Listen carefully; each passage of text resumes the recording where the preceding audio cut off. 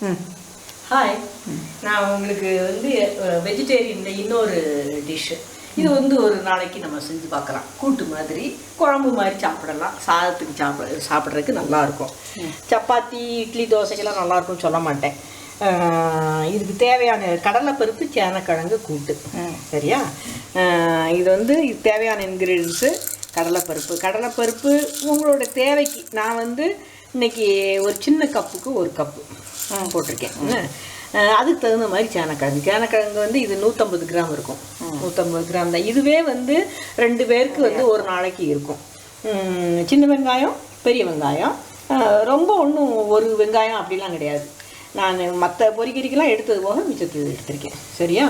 தாளிக்கிற கடுகு, உளுத்தம்பருப்பு, மஞ்சத்தூள், குழம்பு பொடி நம்மளுடைய சேனலில் இருக்குது, பார்த்துக்கோங்க. உப்பு இதுக்கு பச்சை மிளகா சீரகம் மட்டும் போடலாமான்னு கேட்டால் அது போடலாம். போட்டால் இது குழம்பு பொடி போட்டால் சாதத்துக்கு சாப்பிட்றதுக்கு நல்லாயிருக்கும். உப்பு, தேங்காய் பூ ஃப்ரீயாக இருக்கிறவங்க தக்காளி பழம் போடலாம். தக்காளி பழம் போட்டால் தக்காளி பழத்தோட டேஸ்ட் டாமினேட் ஆயிரும். அதுக்காகத்தான் நாங்கள்லாம் போடுறது கிடையாது. சரியா? இதுதான். இதை இப்போ அந்த முதல்ல வந்து நான் கடலை பருப்பை வேக போட போடுவேன். ஆமாம், கழுவி வேக போட்டுட்டு தண்ணி ஊற்றி மஞ்சத்தூள் போட்டிருக்கீங்க. மஞ்சத்தூள் போட்டு லேசாக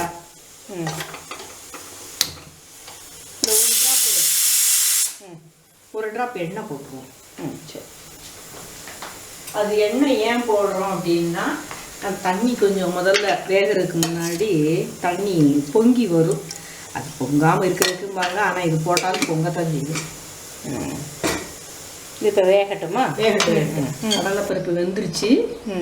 நான் இப்போ வந்து இதில் தாளித்து அதில் போட்டு இது எல்லாத்தையும் இன்க்ரீடியன்ஸ் எல்லாத்தையும் உள்ளே போட்டுருவேன். நான் எண்ணெய் ஊற்றிக்கிறேன்.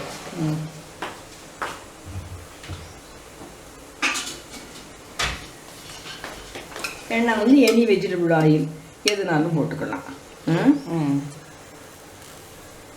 போதும்.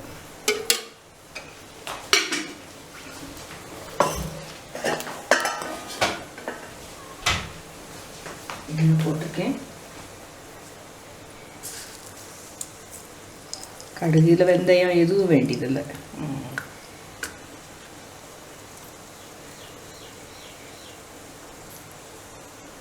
இதுவுமே ரொம்ப சிம்பிள். நம்ம வெஜிடேரியன் இதெல்லாம் வந்து இதுக்கு இவ்வளோ நேரம் ஆகணும் அப்படின்னா அந்த கணக்கெல்லாம் கிடையாது. இது வந்து அந்தந்த பொருள் வந்து வெந்திருக்கணும். கரெக்டாக வந்து மசால் வந்து உப்பு மசால் கரெக்டாக இருக்கணும். பச்சை வாடை இல்லாமல் இருக்கிற மாதிரி பண்ணணும். அவ்வளோதான். அது இது சமையல் வந்து நம்ம மனசு ஒப்பி செஞ்சோம்னா ரொம்ப ஈஸியானது. ஆனால் எல்லார் மனசையும் கொள்ளையடிக்கக்கூடியது. எல்லார் மனசுக்குள்ளேயும் இந்த சமையல் தான் வந்து எங்கள் அம்மா இல்லாமல் என்னால் இருக்கவே முடியாது, என் ஒய்ஃப் இல்லாமல் என்னால் இருக்க முடியாது அப்படிங்கிற ஒரு டயலாகை வந்து கொடுக்கக்கூடியது சமையல் தான். அந்த மாதிரி கடுகு பொரிஞ்சிருச்சு. உளுத்தம்பருப்பு போட்டுட்டேன். உளுந்து சவந்ததும் நம்ம கடலைப்பருப்பை எடுத்துகிட்டு குக்கர்லேயே கூட தாளிச்சிருக்கலாம். நாங்கள் வந்து இப்படி செய்வோம். இதை இந்த மாதிரி சின்ன சின்ன கரண்டிலாம் இப்போ விற்கிதுல, இதையெல்லாம் யூஸ் பண்ணுறதுக்கு இது ஒரு சாய்ஸே நமக்கு.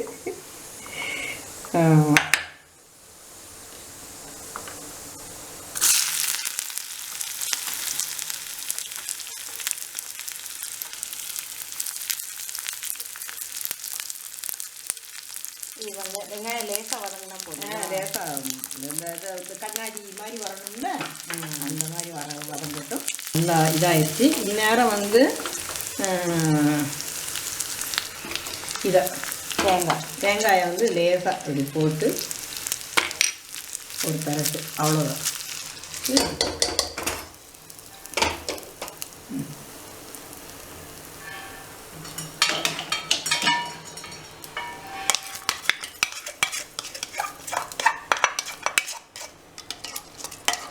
இது போட்டு இதில் வந்து இப்போ சேனக்கிழங்க போட்டுட்டேன். நான் வந்து இந்த கடலைப்பருப்பு வேக வச்சுருந்த தண்ணியை வந்து கொஞ்சம் ஈர்த்திருக்கேன் ரசத்துக்காக. நீங்கள் இன்னும் தண்ணி வேணும்னா மேற்கொண்டு ஊற்றிக்கணும். ஊற்றிட்டு கொஞ்ச நேரம் இந்த குழம்பு பொடியில் ஒரு 5 ஸ்பூன் எடுத்துக்கிறேன் நான்.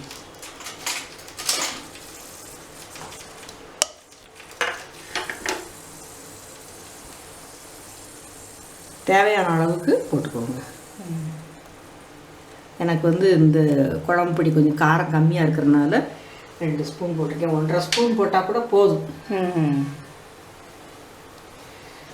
முன்னெல்லாம் இருக்க சேனக்கிழங்குலாம் வந்து உப்பு போட்டால் வேகாது. இப்போ அப்படிலாம் கிடையாது, உப்பு போட்டாலும் வெந்துடுது நல்லா.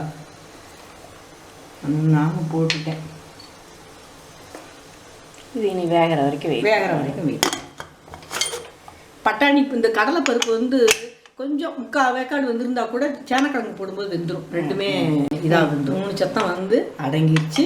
நான் இப்போ ஓப்பன் பண்ணுறேன். வெந்துருச்சு.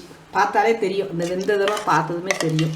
இன்னும் கொஞ்சம் தண்ணி உங்களுக்கு இந்த இப்படி கிரேவியாக இருக்குன்னா ஓகே. இல்லைன்னா கொஞ்சம் கூட இதாக இருக்கணும் அப்படின்னு நினச்சிங்கன்னா சுட வச்சுக்கோங்க. எனக்கு இது போதும். கொத்தமல்லி தழை வந்து நான் கூட சிசரில் கட் பண்ணி கூட நீங்கள் போட்டுக்கோங்க. நான் உங்களுக்கு பவுலில் மாற்றி தந்துக்கிறேன். வாரத்தில் ஒரு நாள் சாப்பிடக்கூடிய நல்ல டேஸ்ட்டு. சேனக்கிழங்கு வந்து என்ன செய்கிறதுன்னு தெரியாது. நிறையா பேருக்கு சேனக்கிழங்கு தெரியவே தெரியாது. சேனக்கிழங்குல வந்து சுக்கா மாதிரி வைக்கலாம். இது வந்து கூட்டு மாதிரி வச்சு இது பண்ணலாம். இப்போ சேனக்கிழங்குலாம் நல்லா மாவாக இருக்கிறதுனால நல்லாவே இருக்கும். முன்னேலாம் கொஞ்சம் வேகிறதுக்கு ரொம்ப நேரம் ஆகும். இப்போ சீக்கிரம் வச்சிடலாம். சரி ஓகே.